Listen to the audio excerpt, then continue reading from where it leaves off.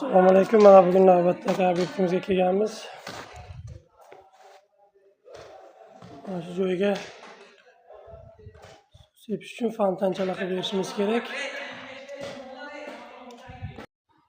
Mana materiallarimiz ham yetib kelgan. Trubalarimiz.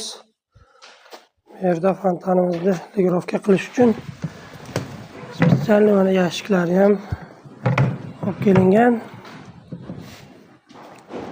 Legirovchni yashik mana shu yerdan joylashtiriladi.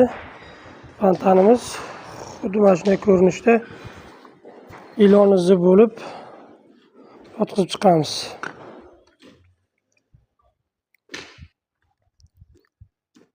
Mana hozir 40 lik turbamizni yotqizib oldik. Birdaniga izolyatsiya ham qilib ketilyapti. 1,5 2,25 2,70 izolyatsiya bilan boryapti. Endi bundan beriga shu 32 lik turba bilan davom etib ketamiz. 32 lik turba bilan bu yoqqa davom etib ketadi. Bo'lmasa bitta hozir kelishi mana 40 lik bilan boshlandi. 40 likdan 32, keyin 25, oxiri 20 bilan tugaydi. 32 lik turbamizni ham yotqizib oldik. 40, 32 aylanib kelyapti.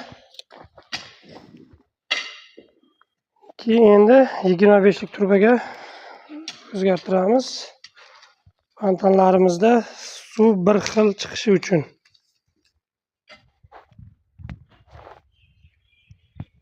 Yigirma beshlik turbamizni ham tashlab oldik. 25 lik. Mana bu tomondan 32, 25 ga aylanib, bu yoqqa hozir mana 20 lik turbamiz ham tayyor. 20 ligimizni bu yerga yotqizib olamiz. Xudo xohlasa konechka mana oxirgi tochkamiz mana shu yerdan bo'ladi. 20 lik.